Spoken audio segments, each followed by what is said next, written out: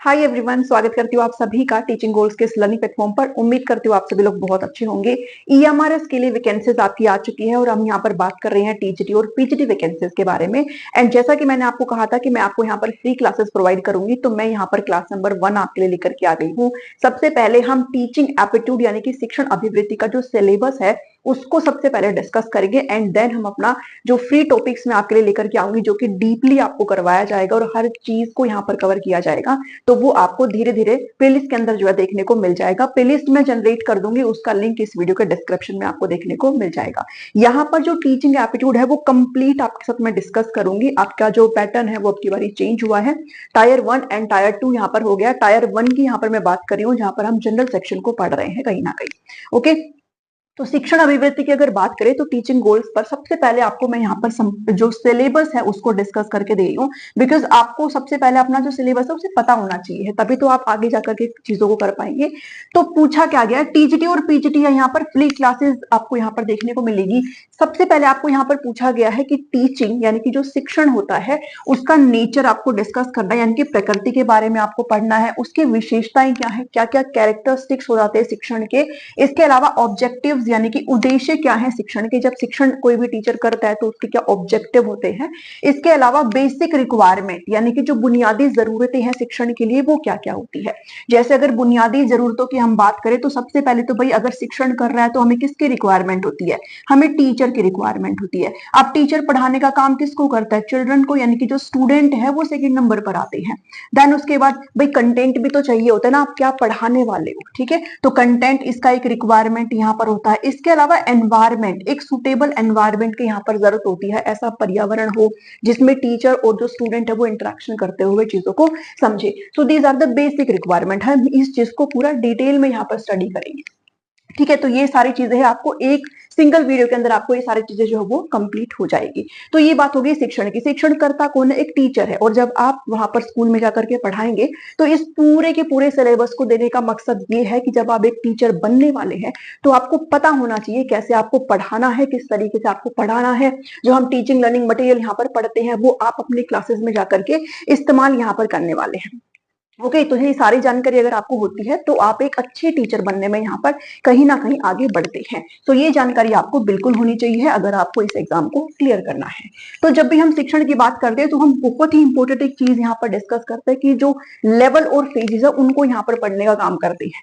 Level मतलब स्तर और फेजेस मतलब चरण। तो जो हिंदी मीडियम वाले स्टूडेंट है वो प्लीज बिल्कुल भी टेंशन मत लेना, मैं बाइलिंगुअल जो है आपको रिकॉर्डेड फॉर्म में जो क्लासेस है वो दूंगी। ये जो क्लासेस है वो लाइव नहीं होंगी, उसमें आपका टाइम वेस्ट होगा, बिकॉज एग्जाम आपका बहुत जल्दी यहाँ पर ले लिया जाएगा।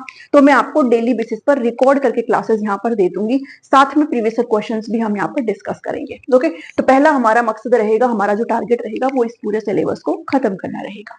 लेवल्स और फेजेस की जब हम बात करते हैं तो कहीं ना कहीं अगर आप एसटेट वाले हैं, अगर आप टेट एग्जाम वाले हैं, तो ये सारी चीजें आप पढ़ करके पहले से आ रखी हैं। हल्का सा डिटेल में हम पढ़ेंगे क्योंकि ये वैकेंसी की बात है, ठीक है। अगर हम लेवल्स की यहाँ पर बात करते हैं तो जब हम लेवल्स की बात यहाँ पर कर रहे होते हैं तो 1 level is your memory level. Memory level जिसमें हम चीजों को क्या करते हैं, क्रैमिंग करते हैं, मतलब रटते हैं चीजों को। तो डिटेल में हम पढ़ेंगे, अभी मैं आपको बस एक ओवरऑल आइडिया यहाँ पर दे रही हूँ। सेकंड 1 आपका अंडरस्टैंडिंग होता है, जिसमें हम चीजों को क्या करते हैं, समझ करके सारी चीजों को करते हैं, यानी कि कंसेप्ट की मास्टरी पर ये कहीं ना कहीं फोकस करता है। महारत जो है किसी भी बच्चे को हासिल हो जाती है, वो रटता नहीं है चीजों को। एंड नेक्स्ट 1 इज रिफ्लेक्टिव, ठीक है। रिफ्लेक्टिव मतलब चिंतन स्तर, हम इसको यहाँ पर कहते हैं कि हम क्या करते हैं, रिफ्लेक्ट करते हैं, ठीक है। चिंतन नहीं है ये, दिस इज चिंतन, सॉरी, ठीक है। चिंतन स्तर की हम यहाँ पर बात करते हैं कि रिफ्लेक्शन आता है, टीचर भी रिफ्लेक्ट करके देखता है कि ये मैंने क्या पढ़ाया, और बच्चे का जब इवैल्यूएशन होता है तो सारी चीजें उसको पता चल जाती है टीचर को कि सही तरीके से पढ़ाया कि नहीं पढ़ाया, उसमें थोड़ा और एडजस्टमेंट करने की जरूरत है कि नहीं है, ठीक है। तो इसमें हम हंट को, हर्बर्ट को, इनको पढ़ते हैं, तो वो बिल्कुल डिटेल में हम यहाँ पर पढ़ेंगे।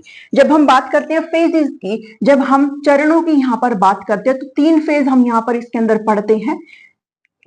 1 is preactive phase, preactive phase. Second 1 is आपका interactive phase, interactive. And third 1 is post active, ठीक है। तो इसमें हम क्या करते हैं भाई, प्री एक्टिव में क्या होता है कि जब क्लासरूम के अंदर टीचर एंटर करेगा उससे पहले की जो तैयारी है एक शिक्षक की, जब आप किसी भी चीज को पढ़ाएंगे, मान लो स्कूल में अगर आप हैं, प्राइवेट में भी, तो आप पढ़ के जाते हो ना, आप चीजों को देखते हो, भाई मैं कौन सा टीएलएम यूज करूंगा, मैं कैसे पढ़ाऊंगा, मैं क्या एग्जाम्पल पिक करूंगा, तो वो सारी प्रिपरेशन है, यानी कि प्लानिंग आप यहाँ पर कह सकते हो, योजना तैयार करना बेसिकली। ठीक है, शिक्षण के लिए एक जो योजना यानी कि जो प्लानिंग प्रिपरेशन करता है टीचर, वो आपका प्री एक्टिव फेज में आता है।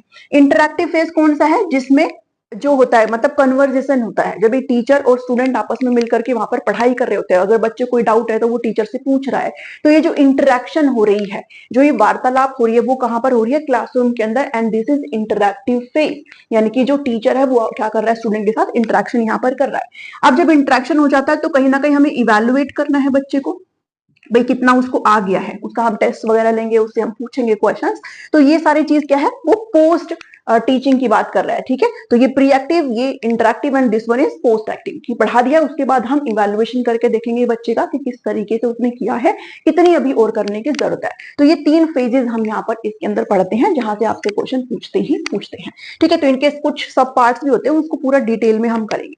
तो ये लेवल्स एंड फेजेस हमें यहाँ पर पढ़ने हैं। इसके अलावा हम यहाँ पर देख रहे हैं फैक्टर्स अफेक्टिव टीचिंग, शिक्षण को प्रभावित करने वाले कुछ कारक होते हैं।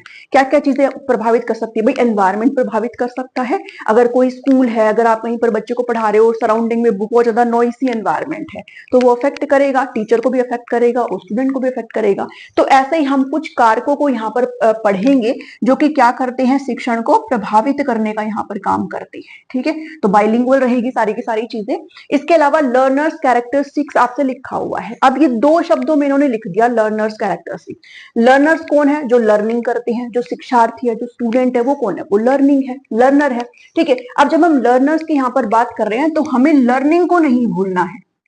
लर्निंग मतलब अधिगम यहाँ पर हो जाएगा। ठीक है, अधिगम कौन करेंगे यहाँ पर, भाई अधिगम बच्चे करेंगे, यहाँ पर स्टूडेंट्स करेंगे। और जब बात लर्निंग की आ गई है तो हम लर्निंग को भी डिटेल में यहाँ पर करेंगे, लर्निंग के क्या नेचर है, लर्निंग का क्या कैरेक्टरिस्टिक्स यहाँ पर होती है। ठीक है, लर्निंग के प्रिंसिपल्स, ठीक है जी, कौन कौन से सिद्धांत होते हैं। इसके अलावा टाइप्स ऑफ लर्निंग, हर चीज यहाँ पर डिस्कस करेंगे, टाइप्स ऑफ लर्निंग। ठीक है, ट्रांसफर ऑफ लर्निंग यहाँ पर आप नहीं भूल सकते हो, अधिगम का स्थानांतरण, लर्निंग के कर्व, यहाँ पर आप वक्र, ठीक है, अधिगम के वक्र, तो वो सारी की सारी चीजें हम यहाँ पर स्टडी करेंगे।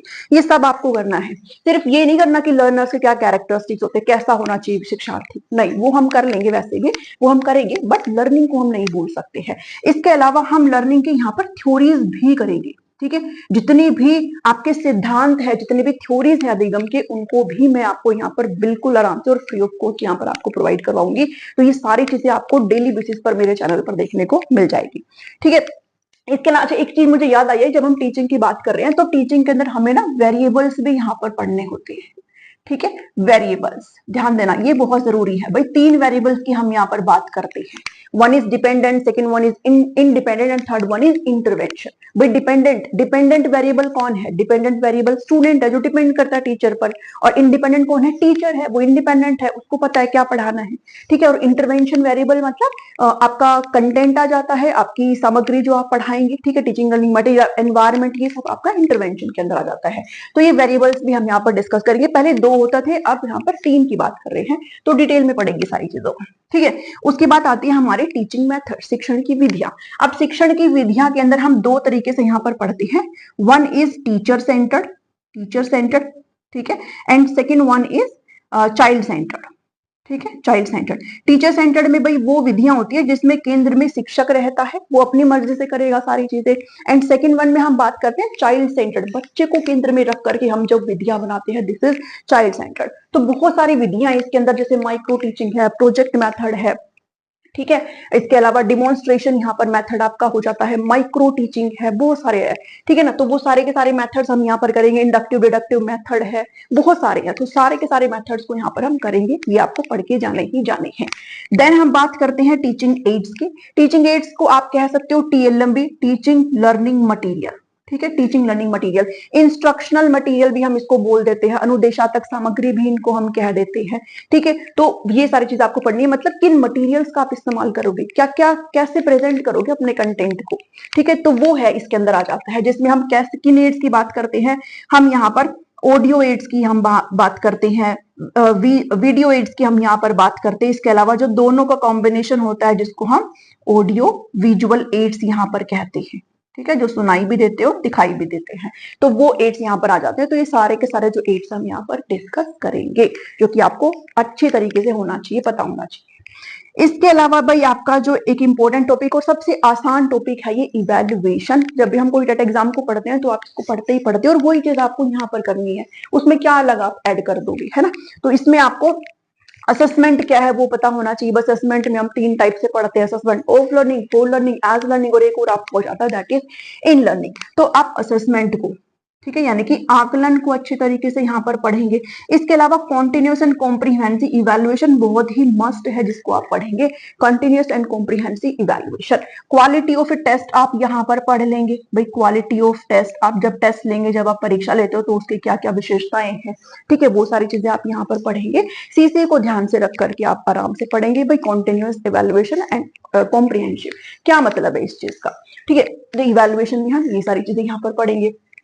देन आपका ना ये जो चीज है, ये आपके उसमें लिखा नहीं है, बट जब भी हम टीचिंग एप्टीट्यूड कर रहे हैं तो आपको, मुझे नहीं लगता इन्हें छोड़ना चाहिए है, क्योंकि जब आप डोमेन नॉलेज की जब आप बात करते हो जिसमें आपसे एनईपी तो पूछा गया है, तो एनईपी 2020 तो आपको वहां पर भी पढ़ना है। तो एनईपी 2020 हो गया, एनसीएफ 2005 हो गया, राइट टू एजुकेशन एक्ट 2009 हो गया, ये हम अलग से करेंगे बहुत ही जबरदस्त तरीके से, और इनके बहुत सारे क्वेश्चन भी करेंगे।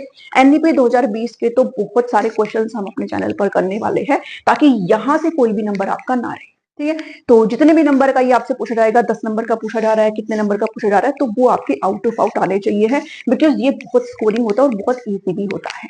So this is the syllabus of शिक्षण अभिवृत्ति टीचिंग एप्टीट्यूड, जो आपको पता होना चाहिए है। आप चाहो तो इसका स्क्रीनशॉट यहाँ से ले सकते हो। वैसे मैं आपको ये जो चीजें है वो टेलीग्राम पर भी एक स्क्रीनशॉट लगा दूंगी, आप वहां से भी चेक कर सकते हो। टेलीग्राम का जो लिंक है मेरा, वो वीडियो के डिस्क्रिप्शन में मिल जाएगा, या फिर सेम नाम से है टीचिंग गोल्स, आप वहां पे जुड़ सकते हो। सारी जानकारी मैं आपको वहां पर जो है प्रोवाइड करती रहती हूँ। तो कल से आपको मेरी ये क्लासेस जो वो देखने को मिल जाएगी। प्लेलिस्ट में अभी क्रिएट कर दूंगी, उसका लिंक इस वीडियो के डिस्क्रिप्शन में आपको देखने को मिल जाएगा। आई होप आपको सिलेबस यहाँ पर समझ में आया होगा, और बहुत ही 15 से 20 क्लास में यहाँ पर आपकी लूंगी, और ये कंप्लीट आपका खत्म यहाँ पर हो जाएगा। ओके जी, इससे बाहर आपको कुछ नहीं देखने को मिलेगा। हाँ, प्रैक्टिस बहुत जरूरी है, जो कि हम एंड ऑफ द चीजों में हम करेंगे। जब हम ये चीजें कर लेंगे ना, तो उसके बाद हम प्रैक्टिस भी करेंगे, और मैं कोशिश करूंगी कि टॉपिक जैसे खत्म हो रहा है उसके बाद कुछ क्वेश्चन आपको लगा दूं एंड में, ताकि आप प्रैक्टिस भी कर पाए। So this is all today from my side. I hope मैं जो कन्वे करना चाहती हूँ आप समझ पाए होंगे। अगर आपको वीडियो अच्छी लगी है तो उसको प्लीज शेयर करिएगा, चैनल पर नए हैं तो सब्सक्राइब प्लीज कर लीजिएगा, लाइक करिएगा, और मुझे कमेंट करके जरूर बताइएगा आपको कैसी लगी ये वीडियो। मिलती हूँ नेक्स्ट वीडियो में। Thank you, thanks for watching.